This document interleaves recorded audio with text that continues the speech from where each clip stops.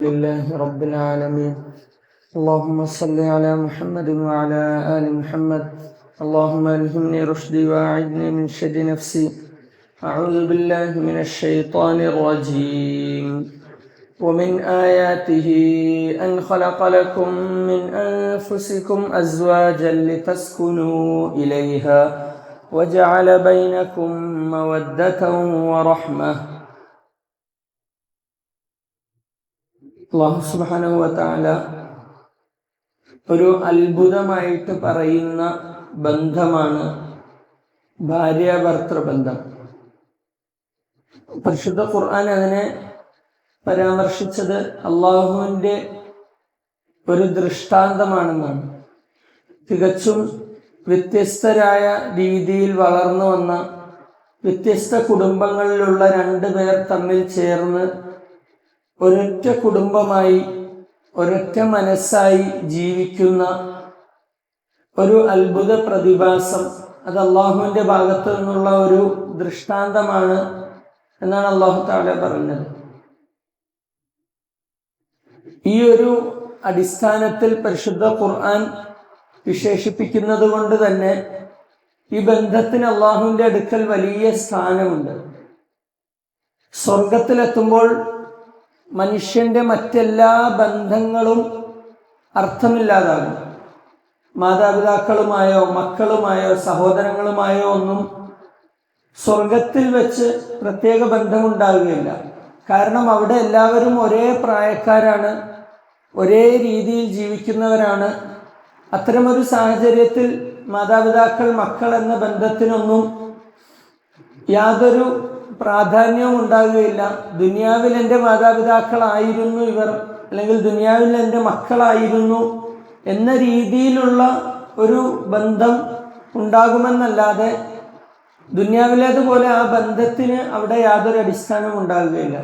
എന്നാൽ ഭാര്യ ഭർത്താവ് എന്ന ബന്ധം അത് സ്വർഗത്തിലും നിലനിൽക്കുന്നതാണ്, ഒരിക്കലും അവസാനിക്കാത്ത ബന്ധമാണ്.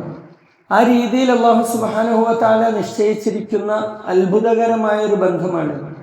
അതുകൊണ്ട് തന്നെ പരിശുദ്ധ ഖുർആൻ വളരെ ഗൗരവത്തോടെ ഇതിനെ കാത്തു സൂക്ഷിക്കാനും വളരെയധികം ശ്രദ്ധ ഈ വിഷയത്തിൽ ഉണ്ടാകണമെന്നും ഉണർത്തുന്നുണ്ട്.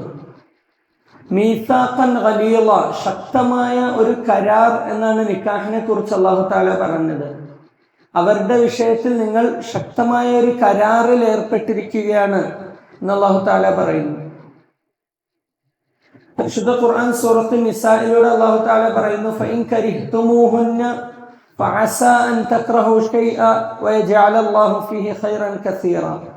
നിങ്ങൾക്ക് എന്തെങ്കിലും ഒരു വിഷയത്തിൽ, എന്തെങ്കിലും ഒരു കാര്യത്തിൽ നിങ്ങളുടെ ഭാര്യമാരോട് വെറുപ്പ് തോന്നുന്നെങ്കിൽ, ഫഅസാ അൻ തക്റഹു ശൈഅൻ, നിങ്ങൾ പല കാര്യങ്ങളും വെറുക്കാറുണ്ട്, വയജഅല അല്ലാഹു ഫീഹി ഖൈറൻ കസീറ, എന്നാൽ അല്ലാഹു അതിൽ ഒരുപാട് നന്മകൾ നിശ്ചയിച്ചിട്ടുണ്ടാകും. പരിശുദ്ധ ഖുർആൻ പറയുന്ന ശൈലിയാണ്.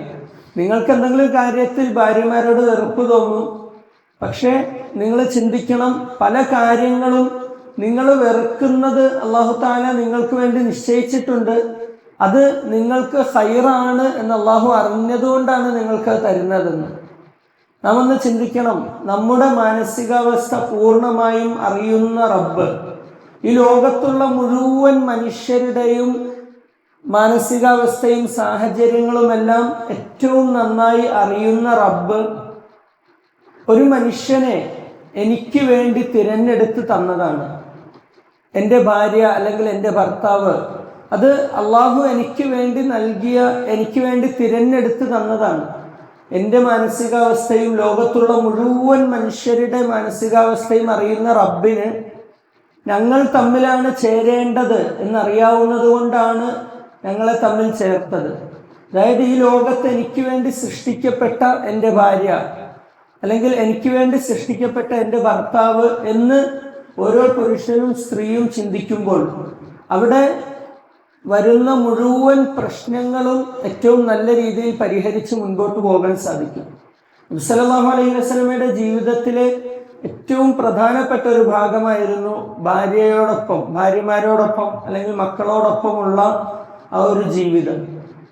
നൂറുകണക്കിന് ഉത്തരവാദിത്തങ്ങൾ ലോകം മുഴുവനുള്ള ജനതയുടെ സന്മാർഗത്തിന് വേണ്ടി പരിശ്രമിച്ചുകൊണ്ടിരുന്ന ഈ ലോകത്തെ ഏറ്റവും വലിയ ഉത്തരവാദിത്തമുള്ള വ്യക്തിത്വം ഭാര്യമാരോടൊപ്പം സമയം ചിലവഴിക്കുകയും അവരുടെ ചെറിയ ചെറിയ പരാതികളും അവരുടെ വിഷമങ്ങളുമൊക്കെ കേൾക്കാൻ വേണ്ടി ഒരുപാട് സമയം ചിലവഴിക്കുകയും ചെയ്തു എന്നത് വളരെ അത്ഭുതത്തോടു കൂടി തന്നെ നാം കാണേണ്ട കാര്യമാണ്.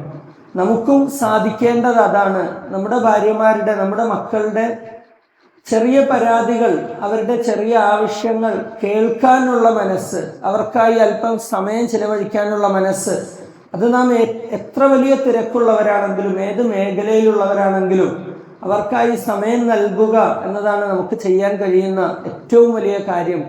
അല്ലാഹു സുബ്ഹാനഹു വ തആല നമുക്ക് ബന്ധങ്ങളെ ഏറ്റവും നല്ല രീതിയിൽ കാത്തു സൂക്ഷിക്കാനുള്ള തൗഫീഖ് നൽകി അനുഗ്രഹിക്കട്ടെ. ആഖിറു ദുആഇ അൽഹംദുലില്ലാഹി റബ്ബിൽ ആലമീൻ.